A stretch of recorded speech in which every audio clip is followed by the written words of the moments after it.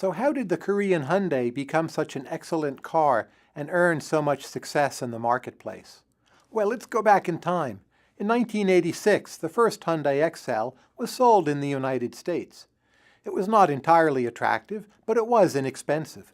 The problem, though, is that it just didn't work that well. So Hyundais quickly developed a reputation for being lower quality cars, and in time they became the butt of jokes among American consumers. Jay Leno, who at that time was host of The Tonight Show, said that you could double the value of your Hyundai by filling it up with gas.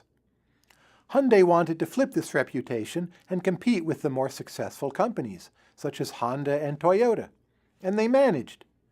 Hyundai decided they would invest in new advanced factories, in worker training, and in quality control. This in turn would result in much higher quality cars. But how could Hyundai convince consumers of this new higher quality that was maybe difficult to see unless you had owned the car for a few years already? Consumers didn't in fact usually know what was going on in Hyundai's factories. So again, we have a case of asymmetric information, where Hyundai knew much more about the quality of its products than did consumers. So what could the company do? Hyundai rolled out what it called America's Best Warranty. The warranty assured consumers that the cars were high quality, and it got consumers to start buying those cars. What's great about this idea is that it doesn't actually cost Hyundai very much, because the cars were in fact high quality and they didn't need to be fixed all the time. This Hyundai warranty is an example of a signal. A signal is an expensive action that reveals information. And for it to work, a signal has to be credible. In this case, if Hyundai cars were still unreliable, such a comprehensive warranty would have been extremely costly to Hyundai. Consumers therefore bought Hyundais figuring that if the warranty were so strong, well, the company had to have a lot of faith in its cars. So, how does a signal help alleviate asymmetric information? Hyundai knew their cars were of high quality, but consumers didn't know.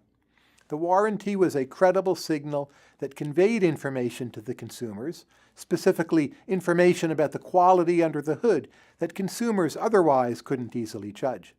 This signal gave consumers the information necessary to have enough confidence to buy a Hyundai.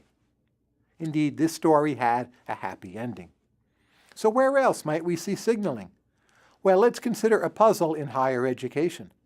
If going to college was simply all about learning skills, then you would expect that your expected wages would steadily grow as you completed more and more classes. For instance, when you would get halfway through with your degree, you would get half of the expected wage increase from earning the degree. In each class you're learning valuable skills, so your expected wages should incrementally rise with each class completed. Right? Well, wrong. In fact, a large fraction of the value of a degree comes on the day you earn your degree and finish. So rather than seeing a steady increase in your expected wage as you go through college, you have a sharp upturn in that wage right at the end, again, when you finish. This is called the sheepskin effect because diplomas used to be printed on sheepskin.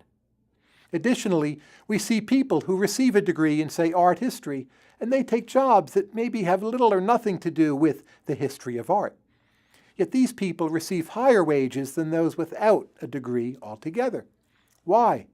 Well, the learning of art history may not be applicable to the jobs, but it shows those people have some kind of talent. The signaling theory of education, from Nobel Prize winner Michael Spence, is that education is valuable not only because it teaches us things, but also because it signals worker quality. There's asymmetric information between an employee and a potential employer. The employer doesn't know how smart, determined, or conscientious you might be. A degree provides a credible signal of these traits and gives employers more information about possible hires. Why is it credible? Well, getting a degree is harder for someone who isn't as smart, determined, or conscientious.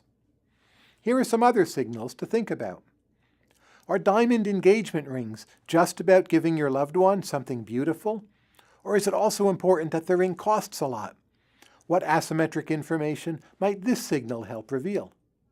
Here's another one. Why do some criminals tattoo their faces? What might be the asymmetric information problems that they're trying to solve? And signaling is not only a human phenomenon. Why does a peacock drag around a large, colorful tail, which might appear to hinder its survival? What kind of signal might be going on there? And to whom? Check your intuitions to these puzzles and our practice questions after this video.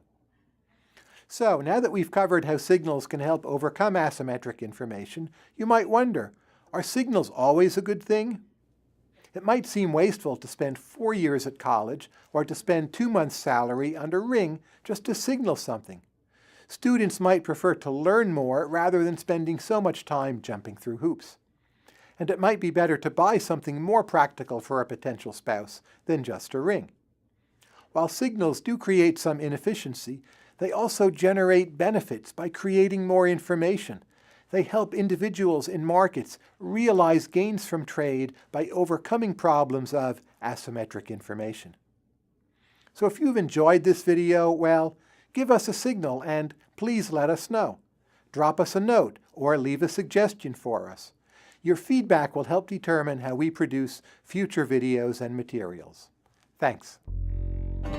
If you want to test yourself, click Practice Questions. Or if you're ready to move on, just click Next Video.